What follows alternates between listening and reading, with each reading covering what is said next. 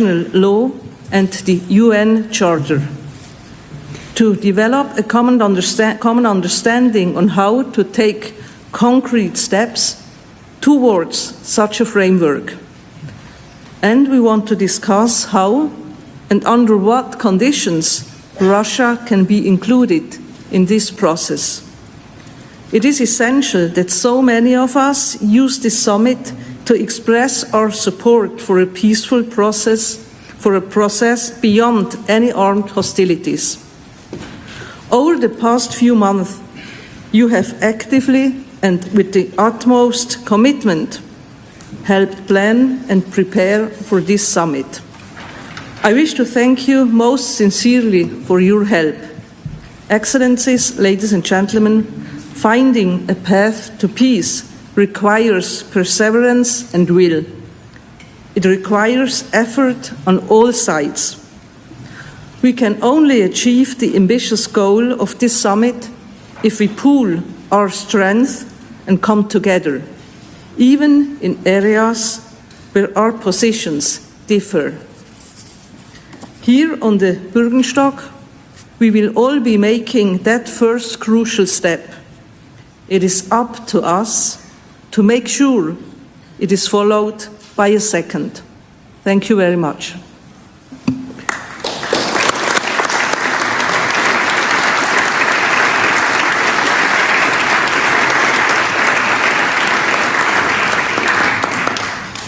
Thank you, Madam President. And now I invite the President of Ukraine, Volodymyr Zelensky, to take the floor for his address. Thank you so much. Madam President, thank you. Thank you for your efforts to organize the summit and bring about a just peace. Ladies and gentlemen, today is the day when the world begins to bring a just peace closer. I thank everyone who has worked for this day, every leader, all the teams and advisors, all the states. 101 states and international organizations are now at the summit, and this is a tremendous success, our success, the common success of all those who believe that a united world, United Nations are stronger than any aggressor. Distinguished leaders and representatives of states and international organizations, everyone who is here today for the sake of a just peace. I'm pleased to welcome everyone to the first Peace Summit, which can be the first step towards a just end to the war of Russia against Ukraine. And when we end it justly and fairly for Ukraine on the basis of international law, then every nation in the world will be able to count on the same justice and fairness, on the same effectiveness of the UN Charter with regard to its rights. And then these words will once again have their full power. We, the peoples of the United Nations, determined to save succeeding generations from the scourge of war, which twice in our lifetime has brought untold sorrow to mankind, and to reaffirm faith in fundamental human rights, in the dignity and worth of the human person, in the equal rights of men and women, and so important of nations, large and small, and to establish conditions under which justice and respect for the obligations arising from treaties and other sources of international law can be maintained. These are the first words of the UN Charter, but they are also the words that describe the essence of the peace formula, which became the basis of the Peace Summit and encouraged all parts of the world and different nations with equal respect to participate in our joint work.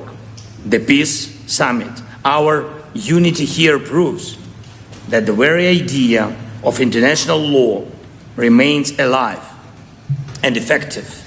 Your presence here proves that the UN Charter and the basic conventions are not a formality, but the real foundations of coexistence among peoples. Our principles are clear. No one had the right to wage a war of aggression against a neighbor and undermine one of the basic principles of the UN Charter, the territorial integrity of states. No one had the right to threaten the world with nuclear weapons. No one had the right to undermine food, energy, or any other security of the world and its regions. No one had the right to kidnap the children of another nation. No one had the right to undermine peace. We are able to ensure the effectiveness of such principles. These are globally important principles. And I am grateful to you, distinguished leaders and representatives of states and international organizations, for proving that the world may not fall into total war anymore. The war Russia unfortunately brought to us, to Ukraine, to our homes, to Ukrainian cities, our villages, and hundreds of them were unfortunately completely burned by the Russian bombs, artillery, and missiles. Putin has taken the lives of thousands of our people. Why? Because he wants to take over a neighboring country. I do not wish this to anyone.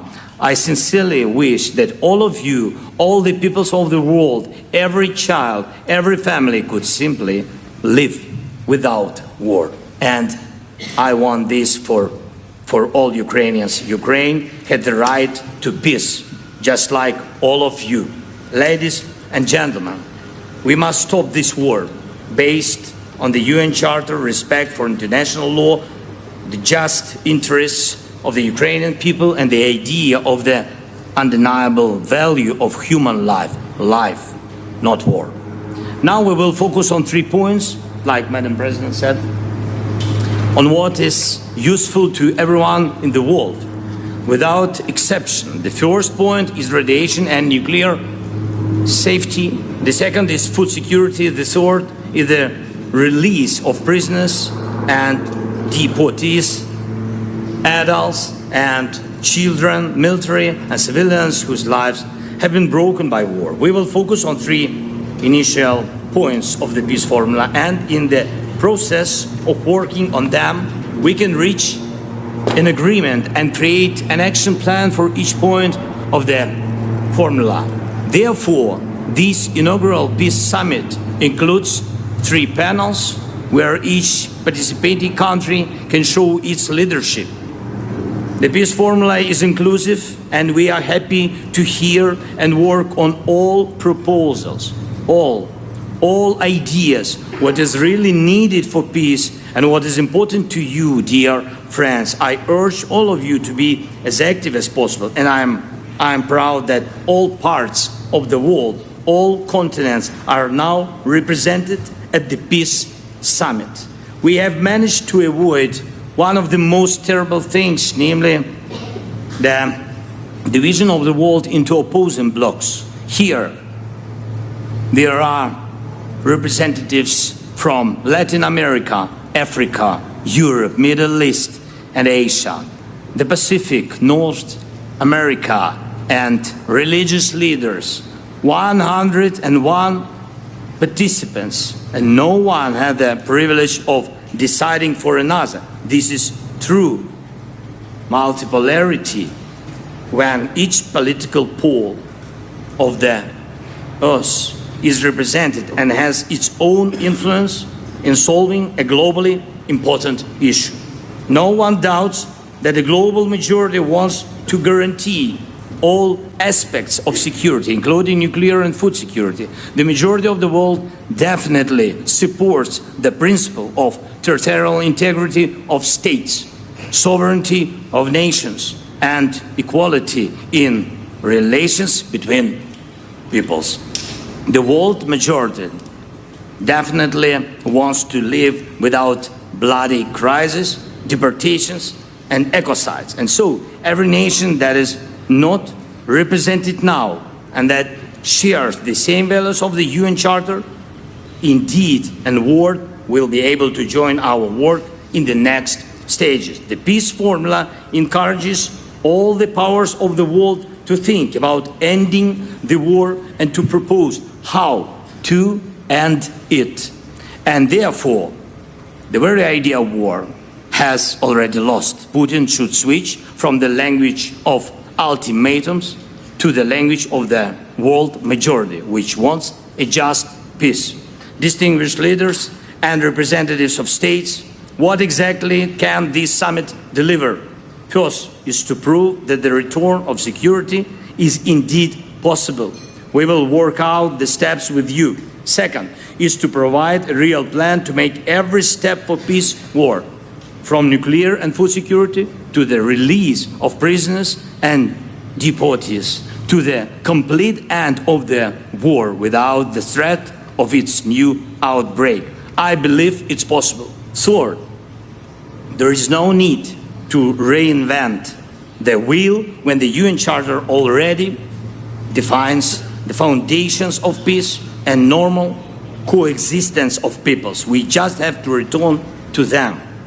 And for this purpose, we need to decide how countries will cooperate, who will be co-leaders, in order to fix and implement an action plan. These are absolutely clear and achievable goals. Now, there is no Russia here. Why? Because if Russia was interested in peace, there would be no war. We must decide together what a just peace means for the world and how it can be achieved in a truly lasting way. The UN Charter is the basis for us. And then, when the action plan is on the table, agreed by all, and transparent for the peoples, then it will be communicated to the representatives of Russia.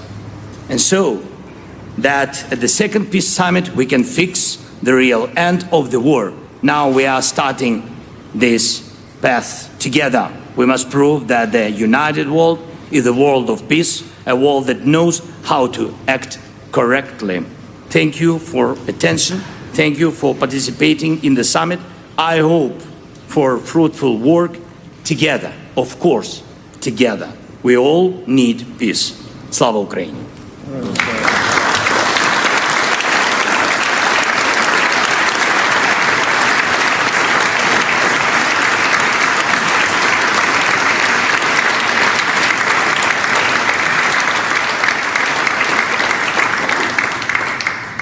Thank you, Mr. President. Now I'm pleased to hand over the floor to the Vice President of the United States of America, Kamala Harris. Thank you.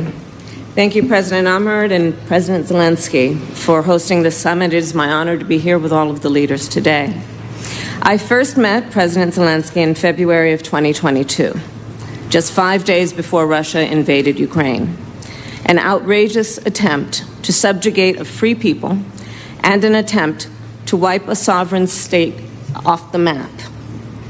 On that same day, I addressed the Munich Security Conference and made clear that the United States of America is a steadfast supporter of the principles that people have a right to choose their own form of government.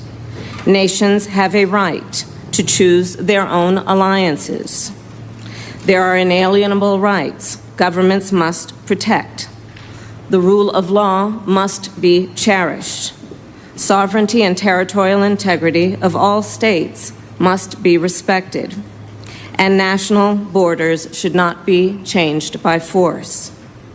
And nearly 2.5 years later, I am here to reaffirm the commitment of the United States to these principles and our unwavering commitment to support the people of Ukraine as they defend themselves against Russia's brutal aggression. As I discussed with President Zelensky earlier today, President Biden and I have made clear over the past 3 years we are committed to uphold international rules and norms, to defend democratic values and stand up to dictators, and to stand with our allies and partners. This approach has provided for our security and prosperity for generations, and it continues to do so today. This approach makes America strong, and it keeps Americans safe. And this approach bolsters global stability. Russia's aggression is not only an attack on the lives and the freedom of the people of Ukraine. It is not only an attack on global food security and energy supplies. Russia's aggression is also an attack on international rules and norms and the principles embodied in the UN Charter. Russia is a permanent member of the United Nations Security Council. Nevertheless, for nearly 2.5 years, it has shamelessly violated the core tenets of that charter. If the world fails to respond when an aggressor invades its neighbor, other aggressors will undoubtedly become emboldened. It leads to the potential of a war of conquest and chaos, not order and stability, which threatens all nations. President Joe Biden and I will continue to support Ukraine and continue to impose costs on Russia. And we will continue to work toward a just and lasting peace based on the principles of the United Nations Charter and the will of the people of Ukraine. President Zelensky, the United States shares your vision for the end of this war and an end to the suffering of the Ukrainian people. And let us all then commit to the imperative of returning innocent children kidnapped by Russia, returning them to their homes. Let us also agree a practical benefit of the work of this peace summit is to increase global food and energy security. And let nothing about the end of this war be decided without Ukraine. By contrast, however, yesterday, Putin put forward a proposal.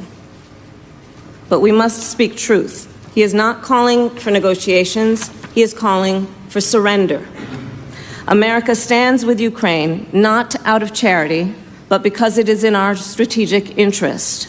We stand with delegations from more than 90 nations who also have a strategic interest in a just peace in Ukraine. Among us, no doubt, exists a diverse range of views on many of the global challenges and opportunities we face. We don't always agree.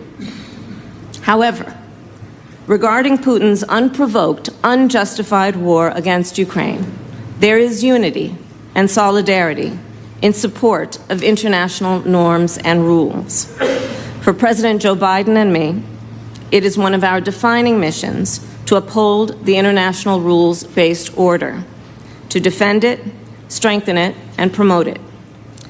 And no doubt it must be a priority for us all. Thank you.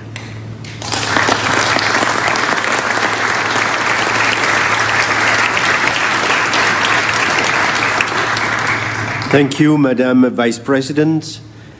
May I now ask the President of the European Commission, Ursula von der Leyen, to give her address. President Amherd, liebe Viola, President Zelensky, dear Volodymyr, Vice President Harris, dear Kamala, Presidents and Prime Ministers, Ministers, Excellencies. We have all come to Switzerland from different places, with different histories. We may not always see the world in the same way, but there's something all our countries have in common. We all value our independence and our freedom. We all expect our borders to be respected. We all yearn to be the masters of our own destiny. Some, indeed many countries, have had to fight for this, for independence, for self-determination, for freedom. And this is also what Ukraine is fighting for. This is also what the people of Ukraine desire. And their greatest aspiration is to be independent and free in peace. They want the missiles to stop hitting their cities. They want to live free from fear. They want their children to be safe, not constantly worrying about the next air raid siren. Surely this is the right of all countries and all people. And this is why we're here today. We're here today to help bring an end to a brutal and unjust war. A conflict that has shattered lives and displaced millions. The echoes of Russia's war of aggression reverberate across the globe. Energy prices have soared, food prices have exploded, and it is a cautionary tale for the entire world. Is it right that a larger country can invade and take territory from a smaller neighbor? The answer is, of course, no. It is written in the Charter of the United Nations. And that is why it is vital that we reaffirm that charter. It is vital that we pledge again to uphold firmly the principles of the UN Charter. Freezing the conflict today with foreign troops occupying Ukrainian land is not an answer. In fact, it is a recipe for future wars of aggression. Instead, we need to support a comprehensive, just, and sustainable peace for Ukraine. One that restores Ukraine's sovereignty and its territorial integrity, the inviolability of all borders, the sovereignty of all nations. This is at stake. And history teaches us the quest for peace is fraught with challenges. But it was precisely from the ashes of World War II that the United Nations were born. And today we need once again to light that beacon of hope for global peace and security. We, the international community, must stand together to support Ukraine in its pursuit of peace. That is how we open the path to peace.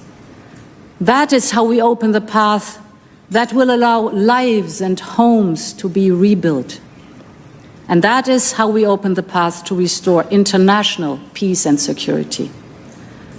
Our common task is to reaffirm the primacy of the United Nations Charter. Thank you very much.